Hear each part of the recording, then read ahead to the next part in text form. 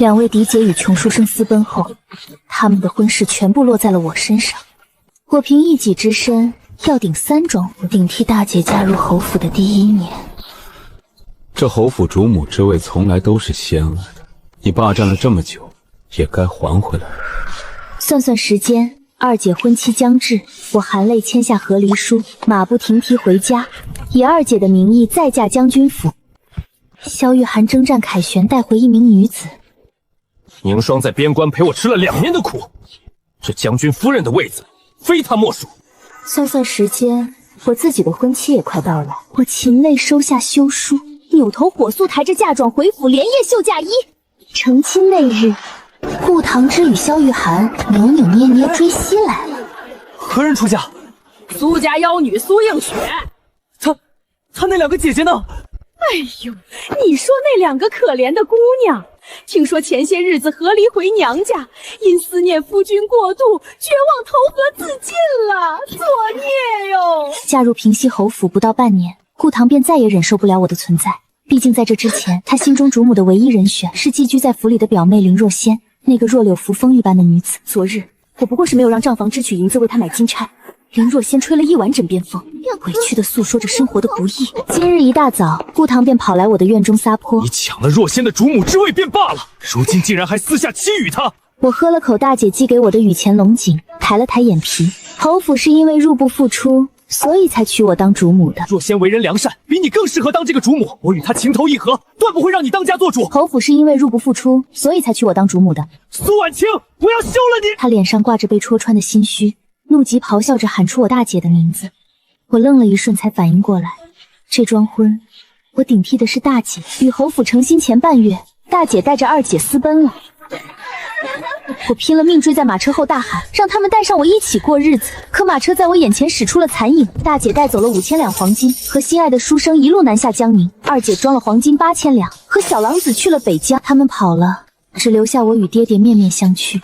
思忖半日后，爹爹斟酌着开了口：映雪呀，你与你2个姐姐长相相似，不如你先顶了你长姐的婚事嫁过去。若是良人便留下过日子，至于后面定下的亲，寻个病逝的理由打发了就行。娘亲生下大姐二姐这对双生花后1年便生下了我。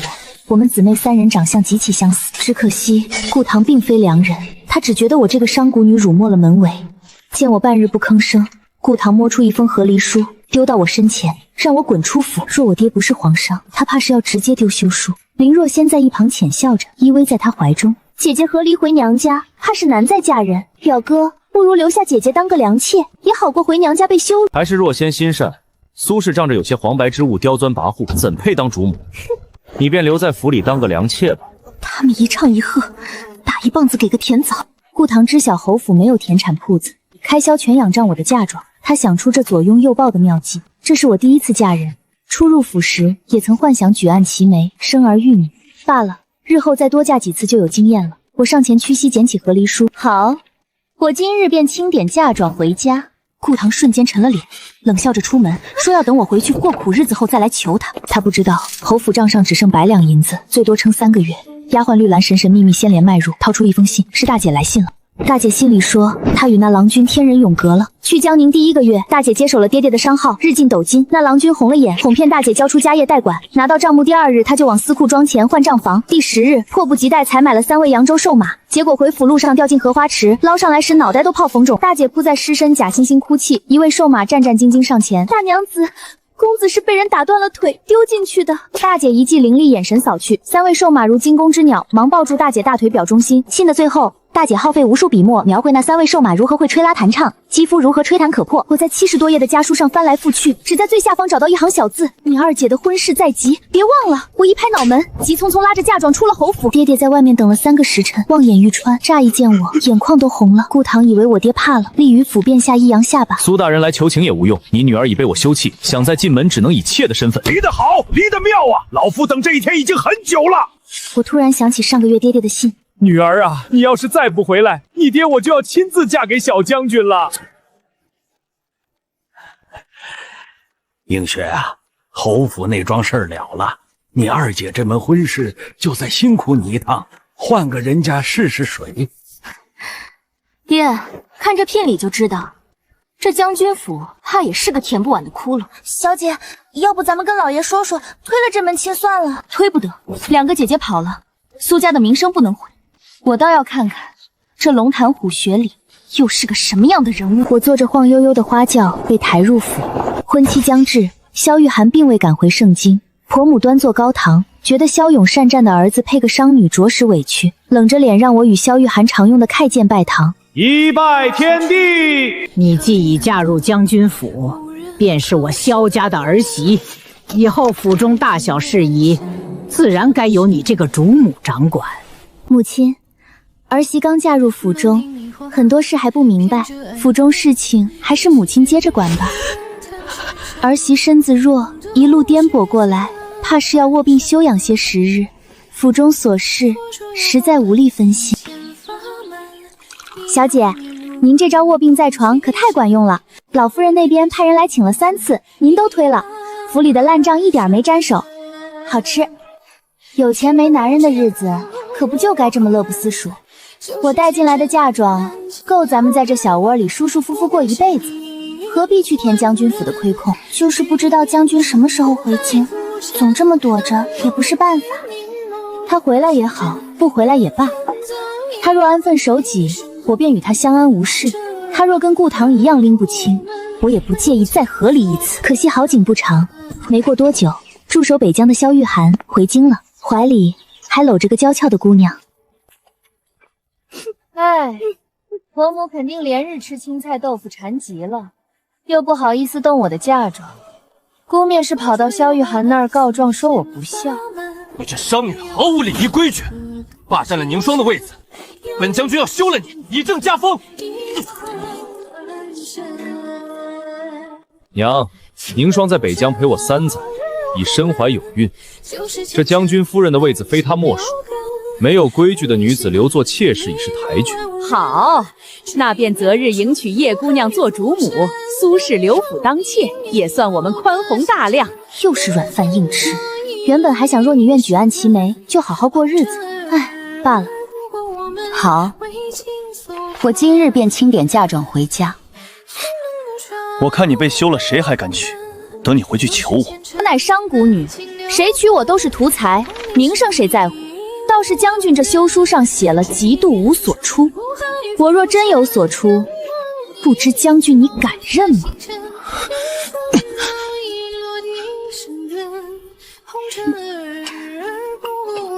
你去查过了，将军府的账目还能撑多久？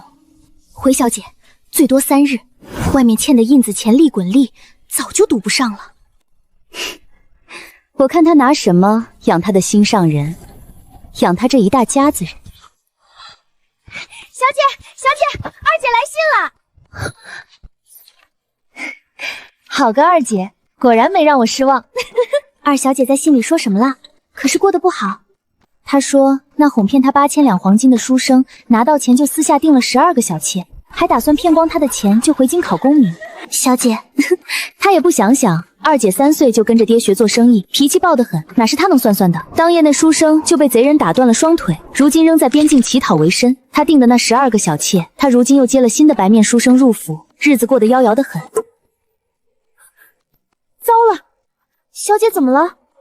二姐信里说我自己跟陆子熙的婚事就快到了，我竟把这事儿给忘了。绿兰，立刻清点所有嫁妆装箱，半个时辰之内我们出府回苏家。我拉着128台嫁妆急匆匆出了将军府大门，爹爹正踩在小厮肩膀上趴墙头，一见我出门赶紧把我往马车里塞。国公府聘礼都到了，你再不回，你娘就要亲自嫁了。宁国公府的聘礼摆满院子，有亲手列的大宴和象征圆满的东珠。半月后，我再次坐上花轿，盖头刚遮住视线，外面传来嘈杂声。我掀开轿帘一角，赫然是顾堂。他衣衫皱巴，狼狈不堪。侯府发不起月银，下人全跑了。林若曦卷了老夫人的陪嫁，连夜逃脱。偌大侯府只剩他和老夫人，走投无路之下，他又想起了我的128台嫁妆，今日竟是来接我回家的。今日何人出嫁？苏家妖女苏映雪呀。她那2个姐姐呢？你说那2个可怜的姑娘，哎呦，听说前些日子和离回娘家，因思念夫君过度，绝望投河自尽了。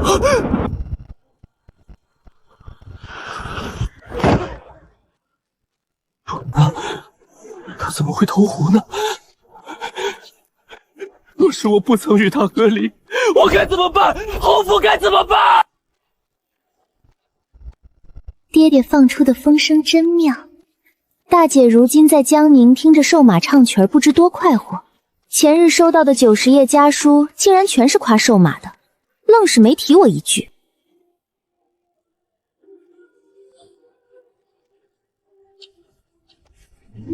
映雪，我们定亲3载，今日终于将你娶进门了。子敬一大早就在府门前等候呢。听着他温柔的话语，我死寂了许久的心竟再度鲜活了起来。3年前，陆子敬随母亲登门拜访，一眼瞧见了廊下的我，便一见钟情。不同于姐姐们的盲婚哑嫁，这门亲事是我满心欢喜应下的。映雪，此生我陆子清唯你一人，绝无二心，定不会让你受半分委屈。回门那日，陆子敬装了足3大马车，鼓完珍惜陪我回府。刚下马车，身后传来不屑的声音：“好了，闹也闹了，我也亲自上门来哄了，赶紧跟我归家吧。”我眯着眼想了半天，才认出这是我的前夫君萧玉涵。他盯着我的妇人发髻瞧了瞧，十分不满：“你都被我休出门了，怎么还梳着妇人发髻？我知晓你一颗爱慕我的心，但是这样招摇，我有些不喜欢。宁霜为人和善，这几日经常劝我，我想了想，便接你回府，与她平起平坐当平妻吧。但你记住，切不可恃宠而骄，哪怕是平妻，你也要拿宁霜当姐姐，毕竟她腹中还怀有我的骨肉。”苏婉宁，你一个被休弃的妇人，能再进我将军府，是你几辈子是修来的福气。若是再拿教，便要青灯古佛一辈子了。我抬眸盯着他，前些日子爹爹告诉我，萧玉涵很快又要领兵打仗，但他手里早没了军饷。老将军临终前定下2姐的婚事，图的就是用我的嫁妆做全府的救命银两。映雪，外面风大，我们进府吧，爹和娘还在里面等着呢。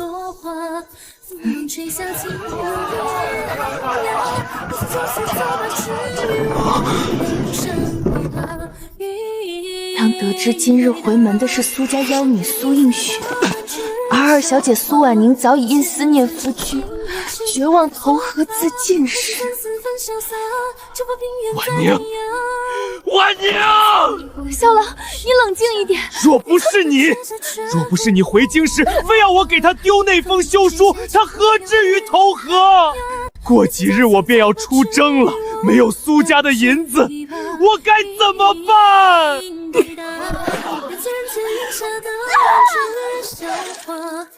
我坐在马车里，远远地瞧了一眼，萧玉涵最看重的那个孩子，竟然就在苏府的牌匾前生生流掉了。若是日子能一直这样安稳下来，我愿意与他一起抚育子女，相守一生。可惜这样安稳的日子只过了短短3个月。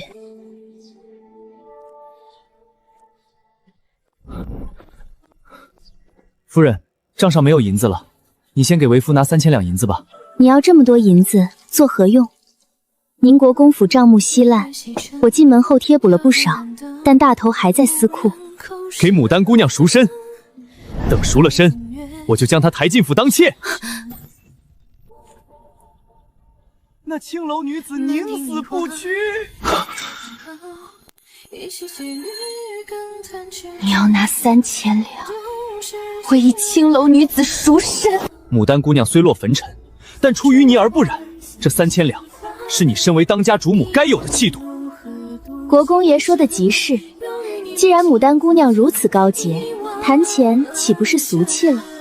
你什么意思？我的嫁妆每一分都是我苏家辛辛苦苦赚来的臭钱，配不上牡丹姑娘的清高。府上的公账里刚好还有800两散碎银子，国公爷尽管拿去表真心。绿兰，送客。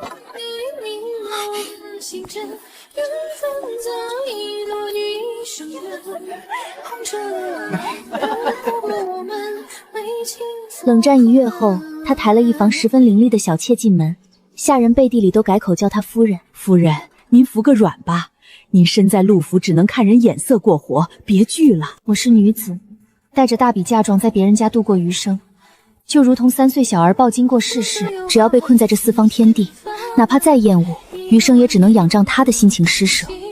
大姐二姐私奔前说什么亲结果都一样，如今看来果真如此。夫人这1个月反思的如何了？夫人这是怀孕了，太好了！既然夫人有孕，不如将司库钥匙交出，由清月代为管家。我的手下意识抚上胸口，那里贴身藏着母亲给的一个瓷瓶，眼底的最后一丝温情彻底熄灭。映雪，娘给你2颗药丸，你贴身藏好。这一颗服下后保你半年无孕，而这一颗无色无味，男子服下，此生再无子嗣。深宅大院，你得给自己留条后路。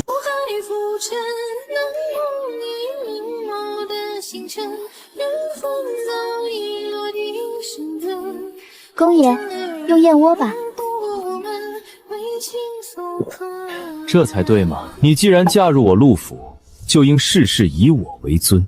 他以为我怀孕了，以为自己拿捏住了我，殊不知入府前娘亲给我的2颗药丸，我进门时便吃了第1颗，而刚才混进这院窝里的正是那颗无色无味的绝子药。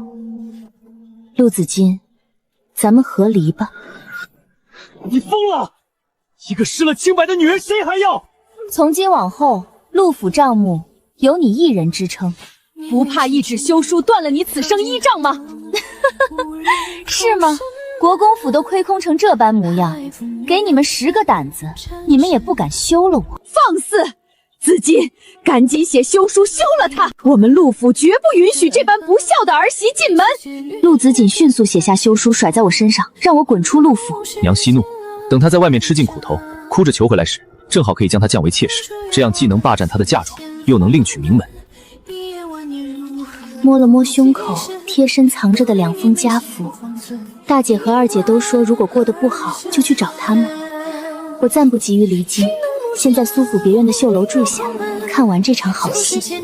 爹爹说他已经轻车熟路了，会继续散布我投河自尽的流言。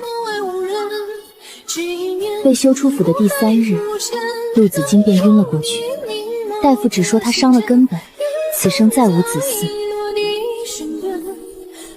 映雪，都是我的错，我来接你跟孩子回府了，咱们好好过日子好吗？别喊了！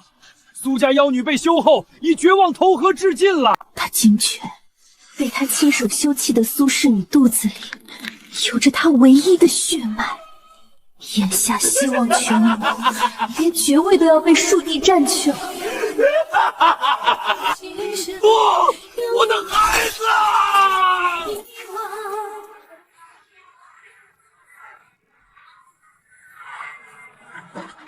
映雪啊！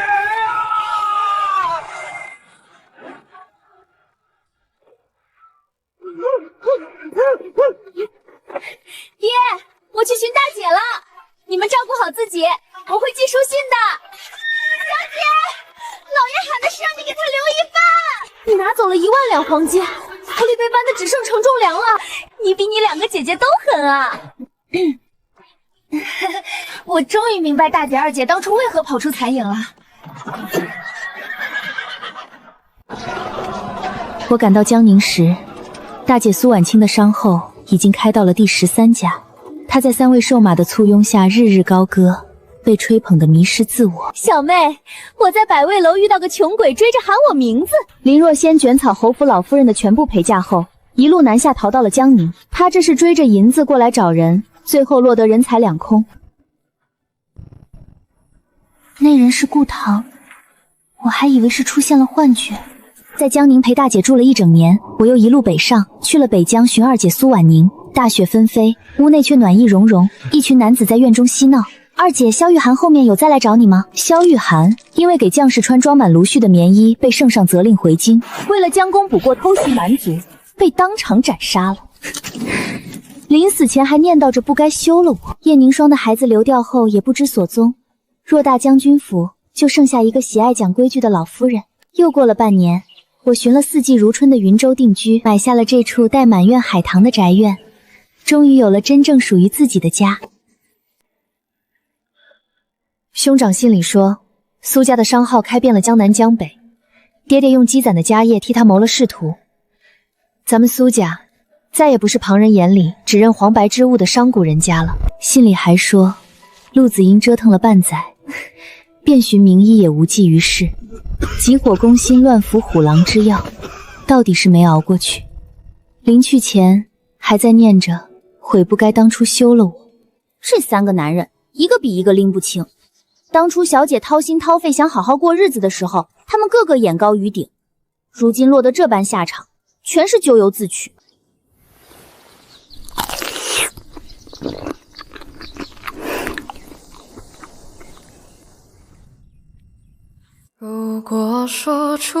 其实我从前从来没想过要过这样的日子。年少时在苏府牢下绣花，偷偷翻看着画本里举案齐眉的故事，眼里满是憧憬。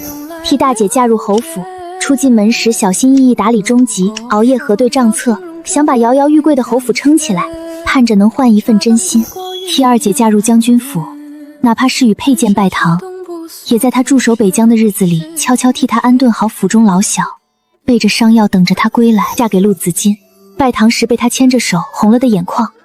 听到他唯你一人的承诺时，心底泛起的压不住的暖意。我少时读诗书，看画本，总觉得女子这一生最好的归宿，便是寻一良人，相夫教子，安稳度日。我曾真心实意地盼过，盼侯府的屋檐下能有我一席之地，盼将军府的铠甲旁有一盏温茶，盼国公府的红帐里能有我一生安稳。前两桩婚事，我替姐姐而嫁，他们喊着旁人的名字，看得见我苏家的银子，却从未看见过我苏映雪。唯有这第三桩，我为自己满心欢喜奔赴的婚约，他许了我一生一世的承诺，到头来也只看得见我的嫁妆，从未认得我本心。我曾怨过，愿他们薄情寡义，愿命运弄人，愿我一腔真心次次都落得一场空。我甚至偷偷怪过自己，是不是我做得不够好，才留不住一段安稳的姻缘？可走过这一路，我才明白，不是我不好，是我错把人生的缰绳交到了别人手里。我总想着要做谁的主母，谁的妻子，谁的母亲，却忘了我首先是我自己，是苏映雪。那些求而不得的安稳，那些撕心裂肺的失望，那些马不停蹄的奔赴与离开，都不是我的劫难，是我的来路。他们让我知道，女子这一生从来不是只有相夫教子一条路可走。我的价值从来不需要靠一段婚姻，一个男人来证明。我终于和那个曾经把所有期待都寄托在别人身上的自己和解了，不恨了，也不盼了。往后余生，我不必再为谁的期待而活，不必再困在四方油墙里看谁的脸色过日子。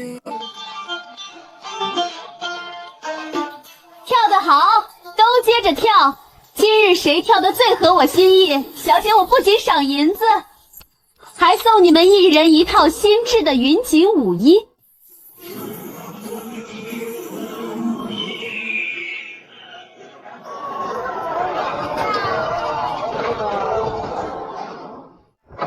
世人都说女子要有归宿，可如今我才懂，真正的归宿从不是哪一座府邸，哪一个男人的臂怀，是我丰盈的内心，是我手里的银钱，是我脚下的路。